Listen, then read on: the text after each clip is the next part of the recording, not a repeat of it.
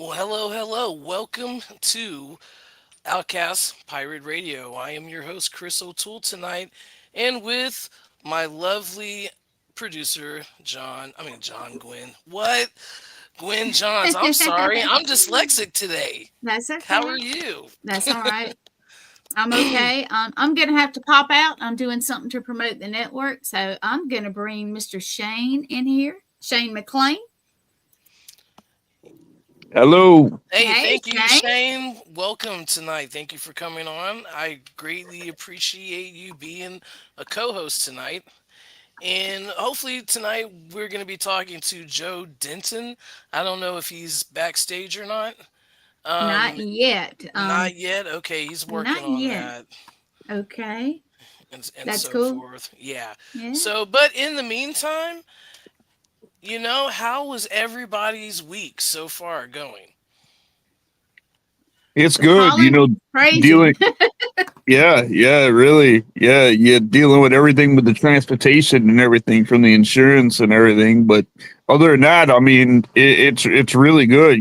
God's really blessed me with the endurance to be able to handle, not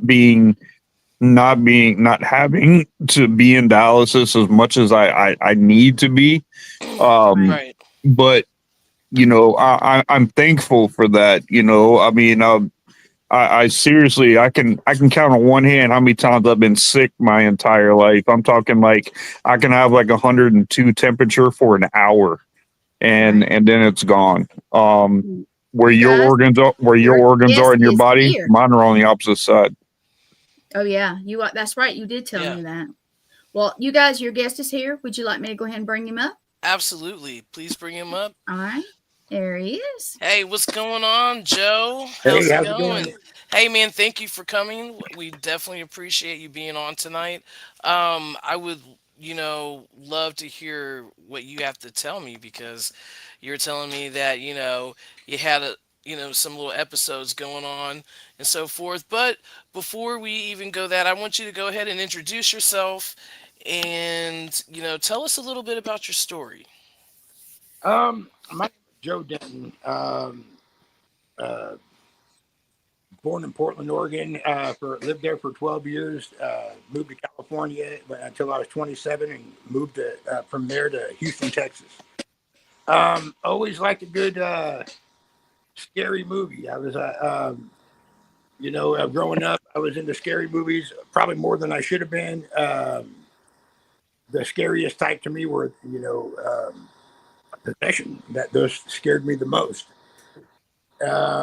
Never would I ever imagine that I would run into that kind of thing face first.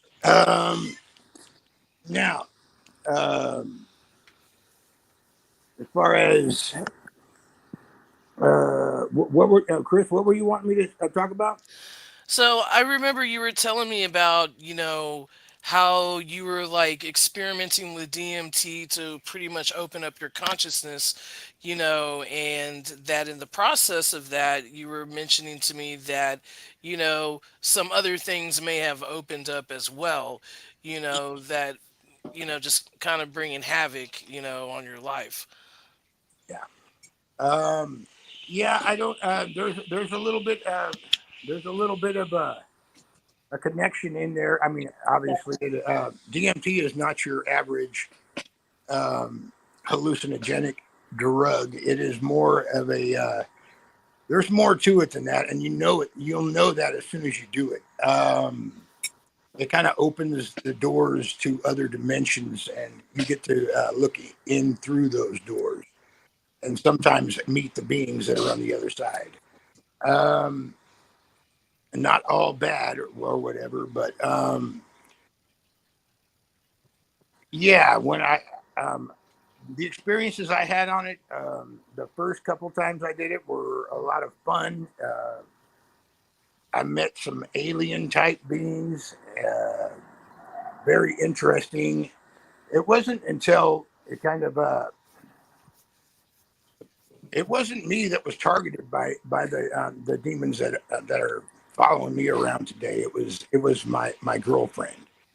They attacked her one night when I was in the shower, and they appeared to her as her dead mother and dead brother. She said they didn't have a face, and neither one of them had feet. And Wow. they came to her while I was in the shower, and they asked her not to tell me that they were there. And when I got out of the shower, she was terrified. Now, people, audience, if you don't know what DMT is, it was used as a psychedelic drug, and it prepared by various cultures and rituals, purposes of, just basically another form of spirituality in different, countries. Our body makes DMT, so does, other living organisms as well. So, A very small portion of that. That's what I was about to tell you about DMT and LSD, on two things that it does about opening up your subconscious. no, no, absolutely, absolutely. Like, I have never tried DMT, but I've known people who have, and they, some of them had not so best experience with it, and some of them had like really good experience where it really opened up portions of their mind of things that they could never do. I know one person who was, he really sucked at math, and he was able to do this along with LSD, not necessarily, for recreational purposes, but more of a spiritual enlightenment to open, you know, um, open one's mind up. And, then what, a few years later, he was able to do, really, high mathematical, you know, um, formulas in his head and so forth like that, and open that portion. So, you know, um, I do believe that yes, it opens a portion of our brain, but also too, I do believe that because it's a psychedelic and so forth like that, we're able to see to a certain point of your subconsciousness. Like for instance, I notice when I recognize my subconscious is when I wake up in the morning. You know what I'm saying? Because, I may see things, that are basically not there. I mean, my place is haunted where we live at and so forth. Sometimes you see movements and everything like that. But I noticed that the places that I have lived that was extremely haunted, those were the times that I was actually able to physically see, you know what I'm saying, an apparition or some type of form and all that. I believe that, these type of chemicals, psychedelics, makes you see, your subconsciousness like at 110%. Shane, what do you know about psychedelics and about, mind altering, chemicals that can open up the mind and, you The know, problem the problem with DMT and LSD is it opens up your positive and your negative neurons in your brain, which separate them drastically.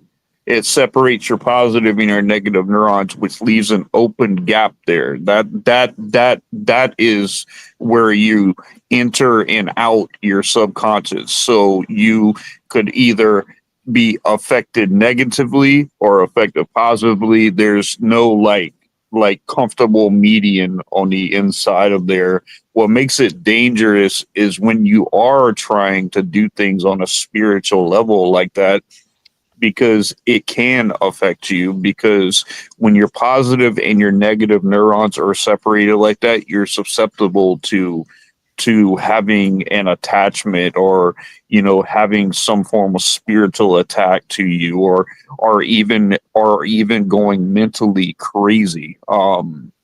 And it's really, and guys, everybody's listening on here, we are not recommending that you do that. I mean, mind altering drugs like that are no, bad enough as it absolutely. is. So don't think that we are trying to tell you to go out and do this, because it's definitely not.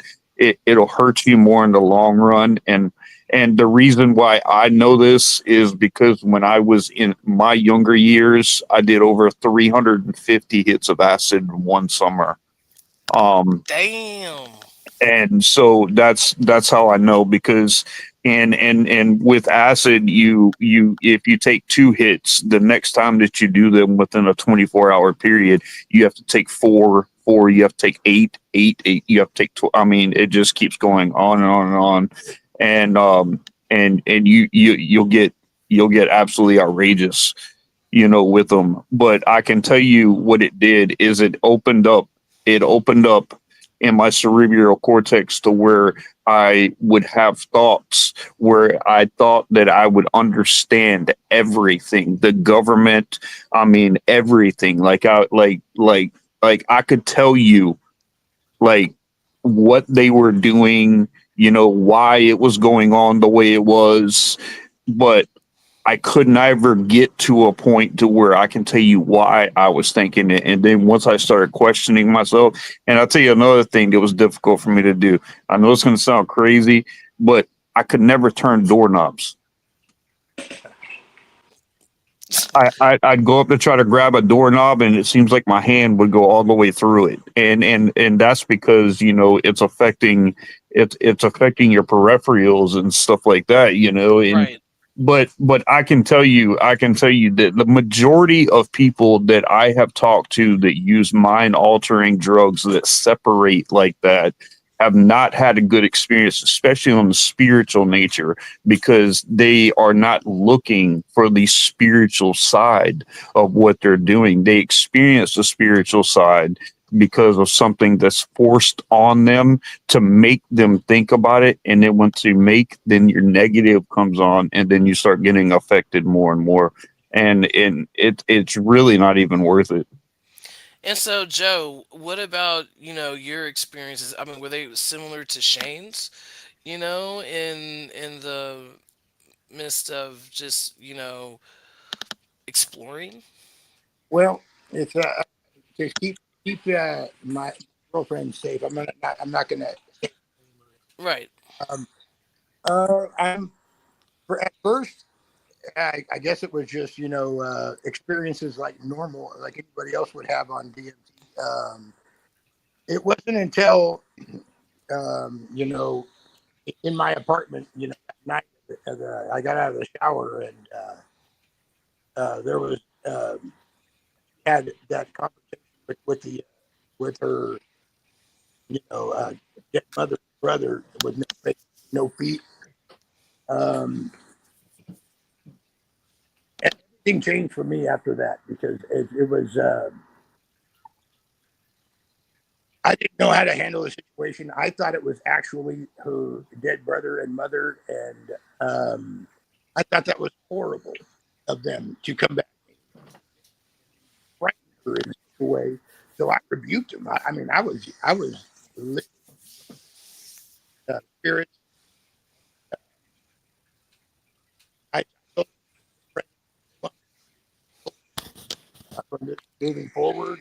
Denton, just to let you know, your audio's going like He is in and breaking out. up really bad. Yeah. Yeah, just Okay, a, what?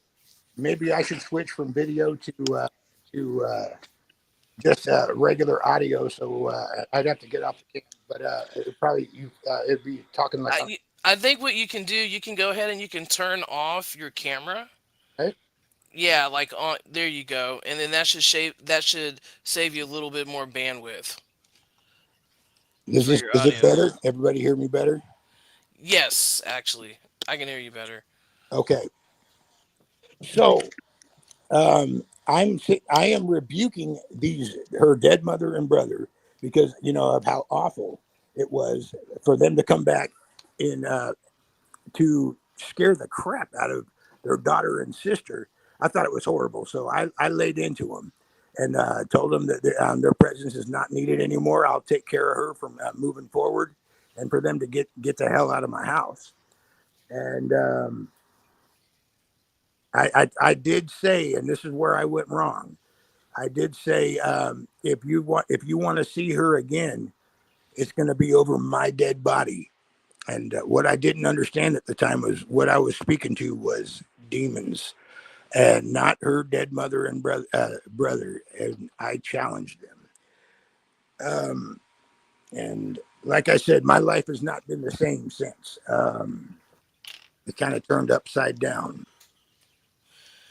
Yeah, I mean, I noticed with with lower level energies, or even demonic energies, they like to hold you down. Like for instance, where I used to live over, in Bay Oaks Harbor, most of the people that lived there were neither they got out of prison, they had, they were addicted to drugs, they were pedophiles. This was like, a neighborhood of not where good people Yeah, were like living and so forth like that, and that environment and that energy, just they gravitated toward that and so forth. And no, and I feel you, because I know that this attachment that I have coming from Bay Oaks Harbor, it just wears me down. Like for instance, I get tired more than usual. I've been having health issues that have gotten like considerably worse and so forth like that.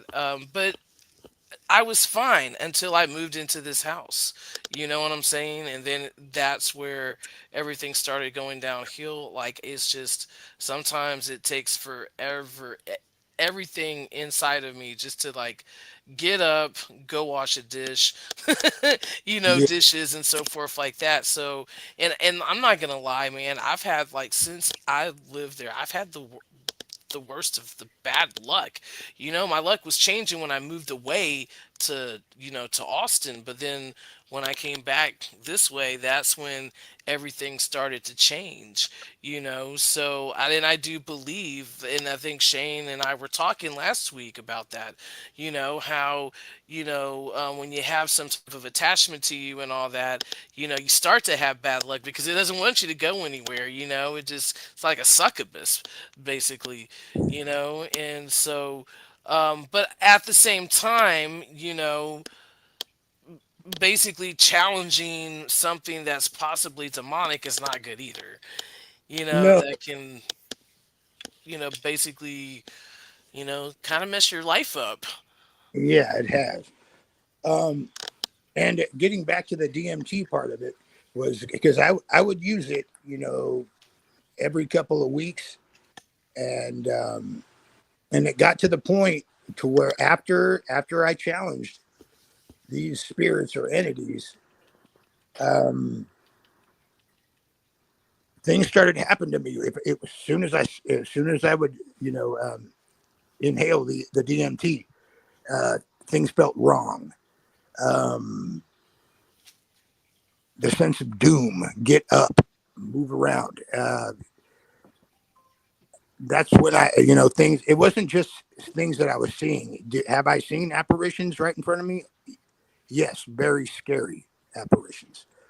But it's the ones you don't see, the ones that touch you, that that can really get under your skin. Um,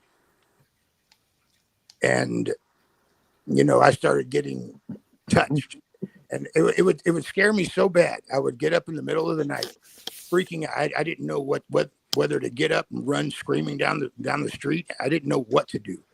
And I'd get up and I would drive to a Catholic church, and um, I would gather some of their holy water and bring it home. And I didn't know what to do. It was a rough experience from it right at the get go. I was kind of at a loss.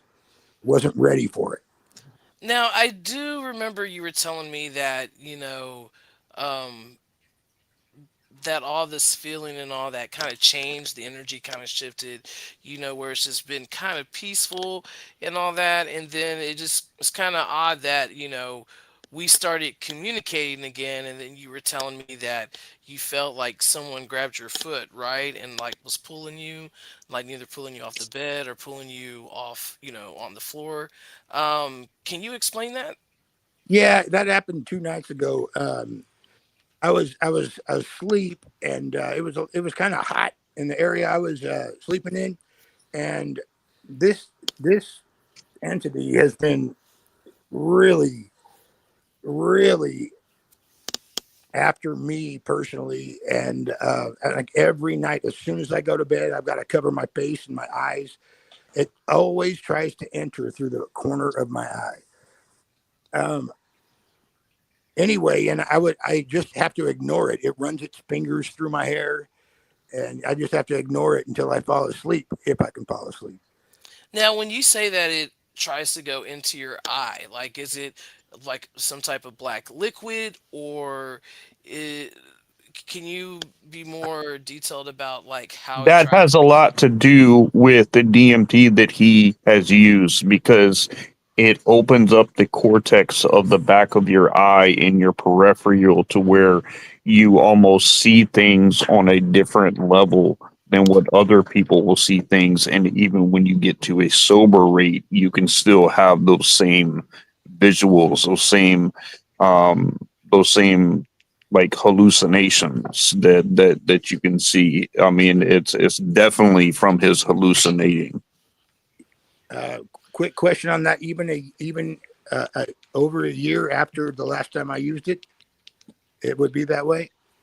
Well, yeah, because you cannot recreate or fix, what's damaged already been there. Like when I did mine, there's no way that I can do it. And even so, I mean, this has been 25 years, 30 years, um, and and I still get tracers, out the corners of my eyes where I have to look, and especially like when I'm doing investigating with the paranormal or trying to help somebody clear or cleanse a house, I have to be careful, because I do get things that seem to move out the peripherals of my eyes. Oh man, And that has a lot to do from where I had done a lot of damage myself doing that. And listen, it doesn't matter how many times you do it, it can affect you on a forever rate the first time you do it. yeah, okay, I got you. Oh, that's interesting to know. Look, man, y'all make me look innocent compared to y'all two. Like, man, I've never done any of that. I did. I shouldn't have ever done it. And I don't tell a lot of people that, because like I said, I am in ministry and I'm very active, with ministry in what I do. But it's a part of what has gotten me to where I am. And I'm not ashamed to tell people about that because, God does have a liberated side to him to where he will bring you out of the darkness into light. And it doesn't matter what you've been through. It matters where you're going. Doesn't matter how many doors have been closed because there's seven more open up every time one closes. So, I mean, I humbly and greatly appreciate everything that I've been through because it has put me seated exactly where I should be even today. Absolutely. Man, And knowing, like, look, man, living, you gotta live to learn. Some people never learn, when they're living. And I think that's what makes wise people wise, because they lived. They lived through the hardships, they had good times, they had bad times, you know. And that's how, our opinions change, our thoughts change, over time because we've experienced life things that we may have been opposed to, when we were younger, because we were set in our ways. But and you know what? And I think it's cool that you had that experience in your life, because you can relate more to people, because you've been there. And that's what people need. They need people on their level, regardless, if you're in the cloth. You know what I'm saying? Because that's how you get people to Christ. This is my thing. The way that I see the world at this moment, and just how the Christian movement is going, in America. Um, there are good Christians and there are bad Christians. Just like there's good Yeah. witches, there's bad witches. There's good voodoo, there's bad voodoo. You know what I'm saying? Yeah. It's just it's about the individual, but when it becomes something mainstream, like, we're supposed to, accept people in Christ. We're supposed to help people, and when you're using a fear tactic, it's not helping people, you No. know, um, because you're pushing people away. Jesus was an outcast, you know. I mean, Jesus felt everybody's pain who is feeling it right now. Oppression, discrimination, all that. He's been there and so forth. And so when it comes to psychedelics, trying to find your spiritual self and whatever may lie, or what opens your eyes because you saw something spiritually went down with someone else, that, you know, makes you really think twice, like, look, man, I need to get my life right. I need to give myself to Christ, you know, have a relationship with him. And I think that's what's wrong right now today, is because we're all divided at this moment, and It's it's easier. It's easier for people to stay reserved and to be divided like that, because when you open yourself up, you're vulnerable. And when you're vulnerable, it makes people feel really uncomfortable because you know too much about someone. And that's the problem that people have today.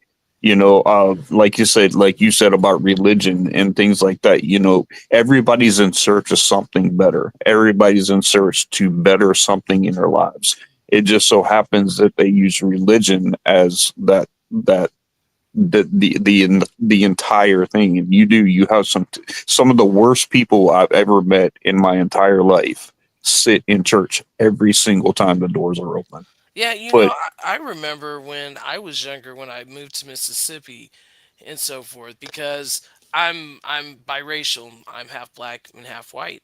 So going to church over there was not like the easiest thing, because I lived in a predominantly white neighborhood, you know, and I wanted to go to church, but I was not allowed to go to church because of of me being part black, and so because you worship different. yeah, like how am I? My thing is, like, we worship the same God, Right, right, you right, know, right. right? But I was told that my deacons of a church, I was literally told that we don't need those kind of people in our church because they worship different, they live different, they look different, they act different, they smell different. I mean, there was a whole line of things that they were trying to tell me, and I'm like, and I told them, and here's what I've got to say about that. I said, when you get to heaven, do you think there's going to be a black section, a white section, a Hispanic section?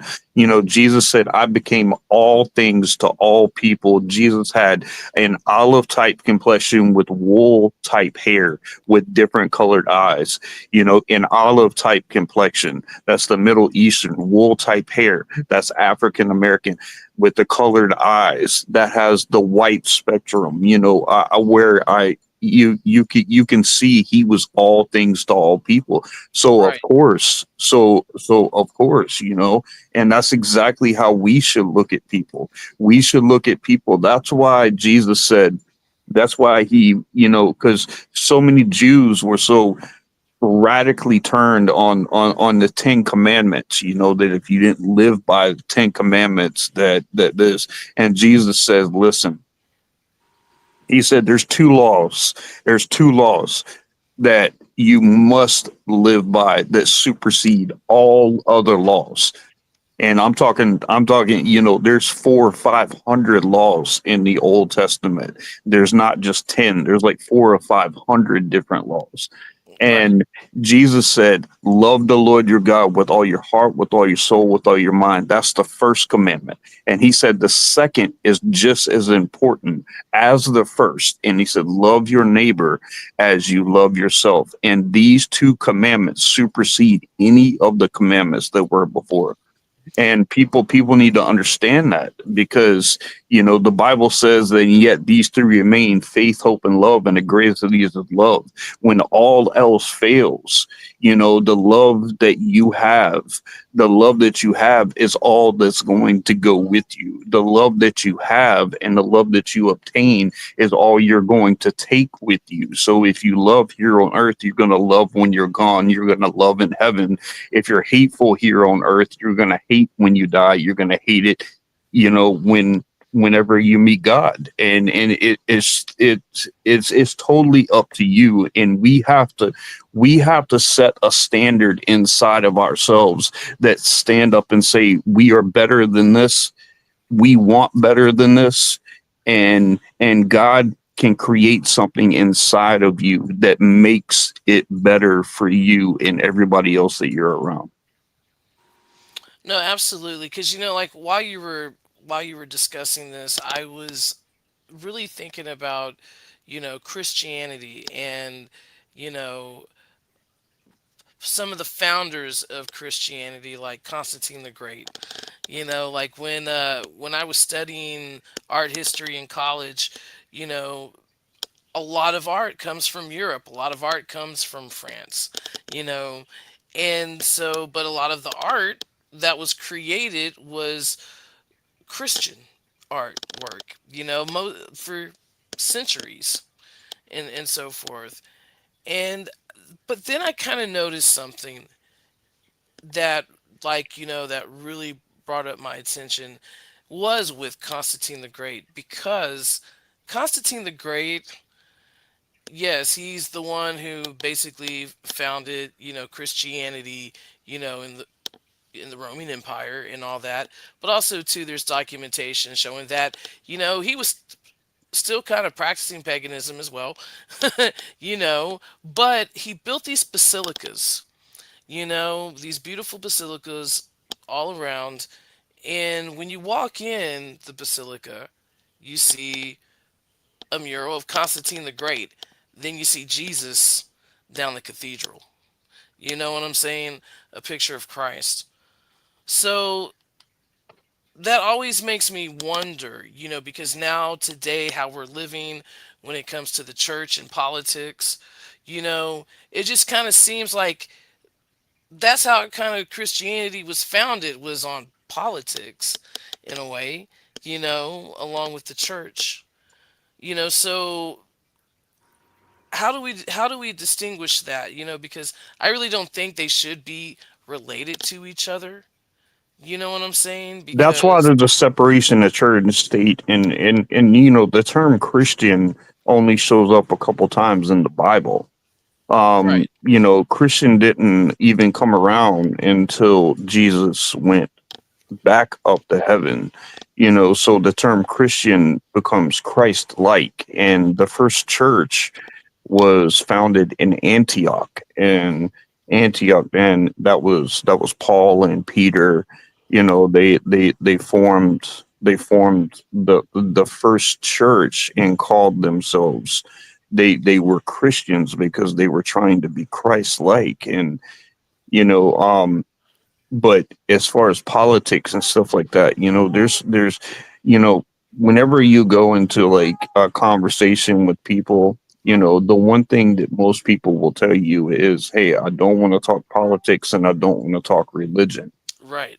Well, the reason why is because those two will cause some of the biggest debates that you'll have, and biggest disagreements that you'll have with people Oh come yeah. from those two. So that's why people, when they say, I'm not a religious person, and I'm like, well, thankful, I'm not either. I don't have a religion. I have a relationship, and that's the difference that separates me and somebody that has religion, is the relationship that I have, not the religion side that I have. So Joe, you know, since you've experienced all this, like in the last past what year, I want to say, I think it was, since It's we kind of like, we're talking and everything. How is your relationship? Because I know that you have brought up about your spirituality with Christ and so forth. How is it now? Do you feel that it's made your relationship stronger with Christ since you've experienced these things?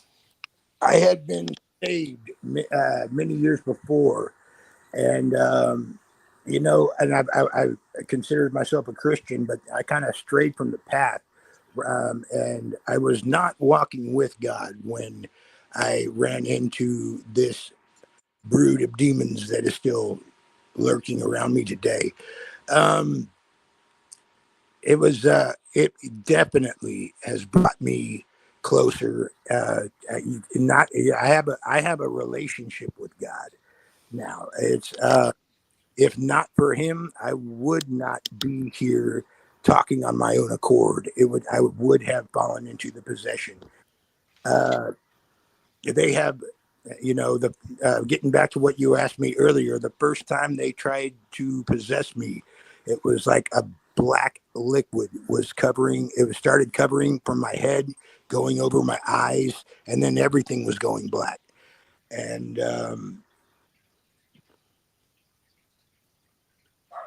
there was there's been other occasions when just seeing them out of my peripheral vision, it kind of seems like they're the little insects or stick figures trying, like, going, look at me, I'm right here, I'm coming for you. And to me, I'm kind of thankful they do, because it kind of gives me a heads up that they're there. And Right. Right, because when you were talking about when I was asking you about like what was coming out of your eyes or what you felt, and all that, because I did tell Shane last week, about the experience of having this blob, like this pitch black, liquid blob, and if I wasn't looking at it and I saw it from my peripheral vision, it would go and just look like an octopus, but then it would just go and cover the whole door. And then when I would look at it, it would just shrink right back up. Like I would see it shrink right back up and seep on the top of the door. And then I would continue watching TV and then it would come right back. And if I looked at it, it would, come off the top of the door. So I think it's just interesting that you had this experience where, when you feel, that it's around, you can, feel it going into your eyes and so forth like that. So I just thought that it was kind of a similarity there, not necessarily like, identical, but go ahead with your story. uh, when seeing them out of the peripherals is a great warning sign for me to be prepared and understand what's going on in the situation. My ears start ringing in like a high pitched screech. I don't know how to explain it. And that always happens when they're present. It's I don't know. It's uncomfortable. I would like for them. I'd like to get to the point where I can move on with my life without them, and maybe if I can get a chance to speak with Shane a little bit after the show, I would love that. Yeah. You can definitely find me on Facebook too. You can message me. I'll be glad to speak with you. Because this is what I do. I mean, this is what I do with. I deal with people that are having oppressed feelings. And like I was telling Chris, when a tree is producing bad fruit, you don't stand underneath the limb and watch the limb continuously produce bad fruit. You have to quit looking at the fruit and you start examining the root. And once the root is examined, then the fruit will get better.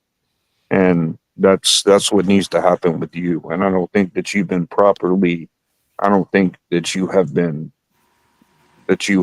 analyzed properly, that you have been looked at properly. I think that you have a lot of carry on things from your life, probably from your childhood, from your drug use, from your childhood, from your mom, from your dad. There's things that have to be broke from there. There's ties that you have that are causing, and you talk about the things like an octopus. Well, in spiritual form, you ever seen a puppet master? Where where they have it, and things are held by a string and it's being manipulated. That's Mhm. kind of like it is in your life, like that, like you've been spiritually manipulated, Right. and you need to have a reset. You need to have it to where you can really find out everything that's going on from when you were a child all the way through to your adult, what caused things to happen. Because once you see where the root of this is coming from, then I'm telling you, God can always make the fruit better. But you have to recognize that there is an issue. You have to recognize the real deep rooted problems in order to get them to change, because you cannot change what you don't acknowledge. No, absolutely right. Um, and also to trauma, and it doesn't matter what type of trauma it is, because everybody's different. A certain trauma that may have happened to you in your past, that would open you up for, attachments, for to like low level energies. So, and sometimes we don't even recognize that, because something that could be so traumatic for us, we just, you know, we forget about it, until years later when we're older, and then something, is said, a word or whatever, and it triggers it. And they're like, oh, man, I just remember this happened to me when I was like this young. Generational ties are real, guys. Yeah. They're real. No, no, most definitely. And that's one of my things too that I kind of talk about a little bit, in my book Breathe, in a way, because there's family ties, and those family ties, when it came to the negative energy, that was welcomed, because that was something that, you know John was kind of born you know into rituals and everything like that. So, and it's a what was told to me from him is like, it's that family bond, it's that bonding, you know. So you never know, and so forth. But also too, you just don't know what energy you can pick up from other people as well. Hmm. Because you don't know what's attached to them that just can jump and be attached to you. And you have to be careful too. You have to be careful with, your acceptance level on what you allow to come into your life, especially when you're dealing with trauma and you have unresolved issues. If you let things in, if you let people in that do more detrimental damage to you, that adds to the trauma, which is manifesting another issue in itself. So there's so much probably going on there that it'll be difficult for him to find the real root of it right now until he really stops suppressing all those and lets them come out and lets them be exposed. Because once they are, then you can clean that slate off and it can start getting better for you. Absolutely, and don't be surprised too with principalities, because principalities are, you know, those are probably, I don't know, I think it's most of the life-changing moments I've had, having principalities the few times in my life, because that really shows, how strong and resilient you are, in your faith in Christ, because that's what happens when you get your life together, when things are falling in place. And look, man, Satan can't have that. you know there has to be some type of disruption in the bubble, and principalities can come in many forms. My uncle said that, when he was reestablishing his relationship with Christ, the hag lady appeared and was sitting on his chest where he couldn't breathe, where it was hard for him to, you know, to pray and all that, for her to leave. I didn't even believe in that. And then it happened to me a few years later, where I see from the corner of my eye this dark shadow, and it was just whipping Paralysis. around like a kite. Yeah, and then that happened, and then the next night I'm laying in bed, and I had a roommate, and she would work at night, and her two boys were with me, and sometimes one of them would get in bed with me, in the middle of the night. Well, it was a two-bedroom or a two-story house that was newly built, but you can feel footsteps, coming in and the door opening and everything. And I heard the door open and close, and I heard footsteps, and then I heard my name being said in my ear by my ex girlfriend. And there was just like, no way. And then right there, that just showed, okay, these principalities, are happening. But then come to find out, my roommate, she can recite the Bible from point A to point B, but she's not allowed to even go into church because I don't know, something was like wrong with her energy. When she found out that I started listening to Christian music, she just like got mad. She kicked me out, you know and this is what I'm saying with like principalities. You don't know like what measures, principalities are going to come at you when you really are starting to mend those fences, especially your relationship with Christ.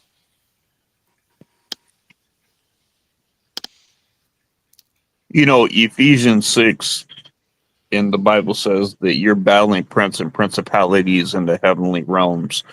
A lot of people don't understand this either, but do you guys know how many heavens there are? I believe I was always taught that there was one heavens, but in the universe there's different There's heavens. three. There's three heavens. There's three. If you look at the very first, the first sentence in the Bible, it says that in the beginning God created the heavens with an S and the earth. Um, Also, if you look at Ephesians 6, it says that you're battling principalities in the heavenly realms with an S. In Thessalonians, Paul says, I know a disciple, whether in body or out of body, was lifted to the third heaven, and what he saw his eyes and ears could not comprehend. Now, the reason why I'm saying this is because there's different levels of heavenly divine beings. In the book of Job, it says that the sons of God, which are the angels, came to present themselves before the Lord, and Satan was with them. So Satan can walk with the angels. He was kicked out of the throne of God, which of course we know that's where the third heaven would be the throne of God, and the angels were in the middle heaven walking, and that's where Lucifer, if you look at that passage very carefully, it says God asked him, where you coming from? He says, I'm walking to and fro. To and from where? From that heaven, walking with the angels to see what they're doing, back down to earth where he was casted.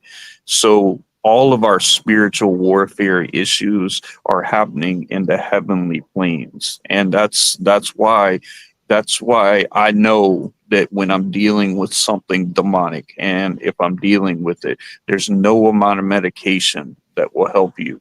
That's why we get serious testing done. We get a physical, we get psychological assessments to make sure that medication will not work, because there's certain elements that happen when you're under demonic oppression that have to happen in order for you to be recognized and clear that you actually have demonic oppression and possession coming around you, because there's ways of explaining that, and a lot of the spiritual warfare that we deal with comes from those spiritual realms, and you cannot fight spiritual warfare with earthly weapons.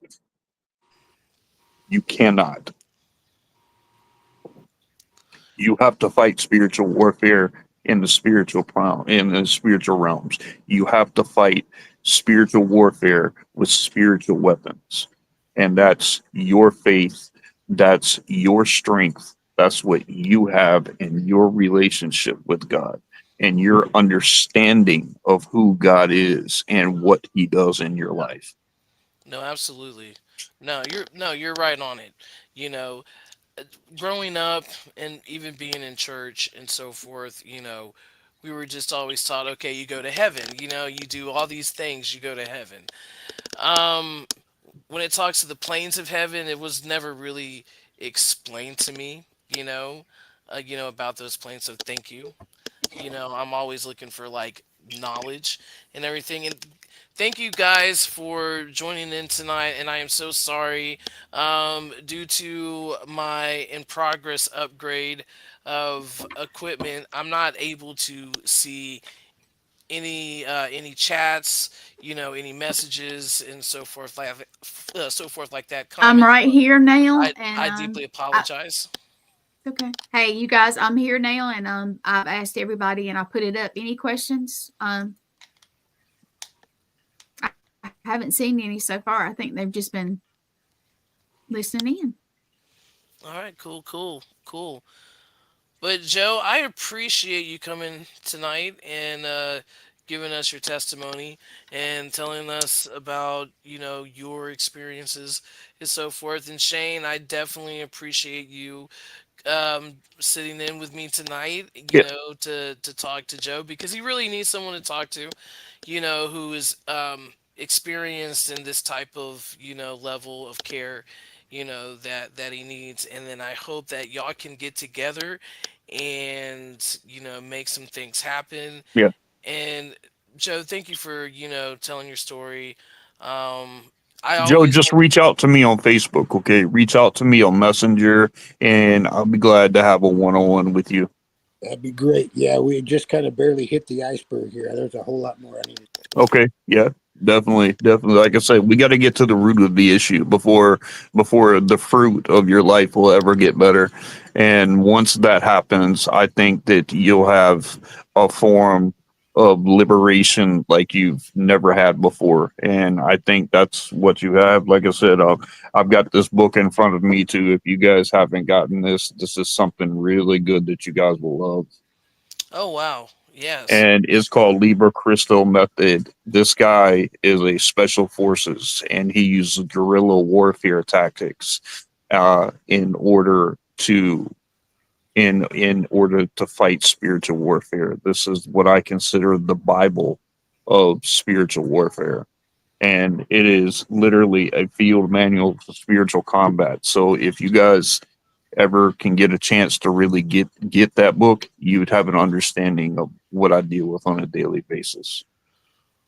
Yeah, most definitely. I would love to read something like that. That would And be Shane, like you're awesome at it, and you love to help people. So I you do. are the one to come to. Yes.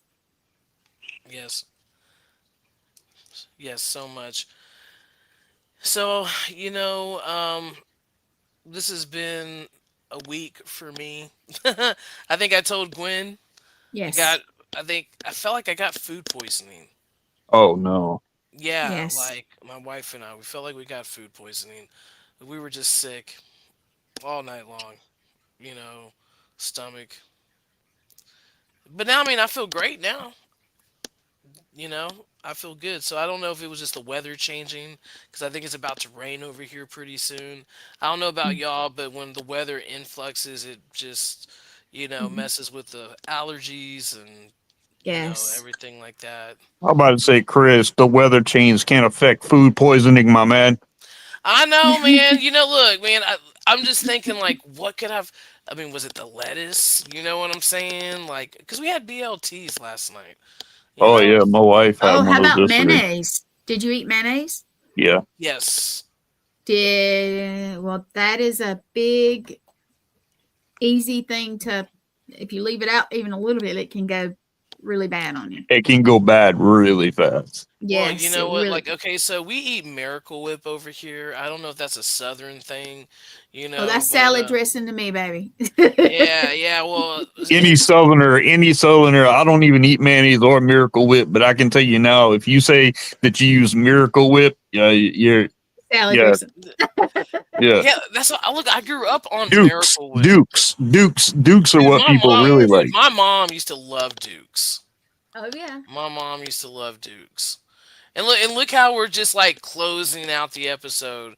We're talking about sinuses, Miracle Whip, Dukes, food poisoning, And weather changing and affecting Yeah. food poisoning. I know. Look, man, ADHD. We talked about like what 4 subjects all in one. Hey, So Well, I was monitoring you guys, even though I was out there promoting the network. I was awesome. kind of, but you guys, I'm sorry I missed part of it, but I knew Shane, Chris, would definitely back you up. yeah, So Yeah, I appreciate it. He's we got awesome. we have each other. We got each other. We have each other's backs. Yes, You know. that's why it's a network. We're a little tribe, a little family. yep. Yep. We all work together, so it's awesome, and um, we got good things coming. And No, you guys, absolutely, I absolutely. am gonna Especially, plug it shamefully. I'm gonna plug it. Tomorrow night is my first episode of mine and Sean Ellis's show. Um, oh, so please, please, please make a good showing for ours. Even if you can't stay the yes. whole time, pop in and say, "Hey, you guys." I'll share it. I'll Yes, share it over like 40 different platforms too. yes, So. yes. And I know Chris will too. But yeah, just if you guys don't mind, I'm gonna shamefully say this once. Please pop in and um, we are Definitely. actually having Lee Triana and her husband Matthew for our first guest. Nice. Yeah.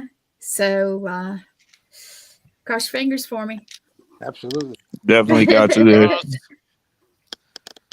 Keep them I'm sure crossed. it'll be good.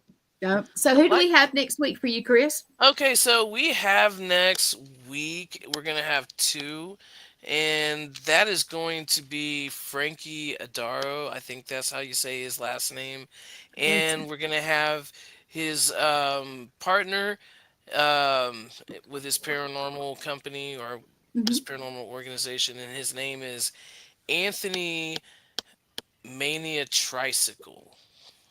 So that's going to be pretty interesting. It's going to be interesting because Frankie's really cool, Mhm.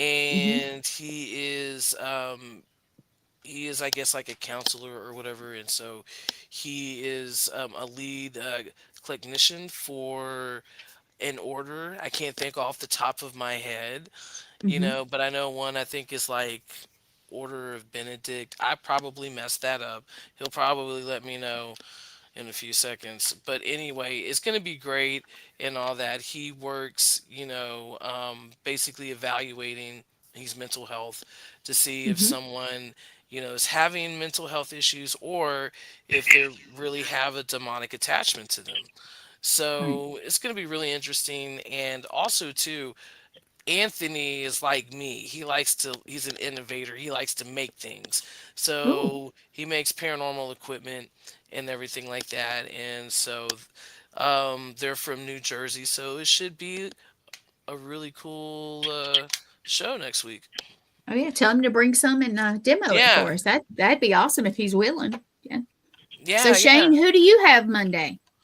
I have Zach Ivy, Grandmaster Zach Ivy. He's a Grandmaster for our Order of the Archangels that I Yes. am chief exorcist of. I have him coming on, and the next week after that, I have Tri-C Paranormal, who I just taught a class for, and they're one of the largest Midwestern paranormal teams in the country. Oh wow. Um, and so I'll have them the week after. But yeah, Awesome. Yeah, that is awesome. And thank you for Yes. everyone tuning in tonight. I appreciate it so much. Thank you, Gwen, for half being here tonight. That's awesome. Look, you got Well, us at the beginning, you got us at the end. and So, I was you monitoring. know, I promise you. I promise you, I was. But I knew Shane. That's Shane. You, my boy. You got or man.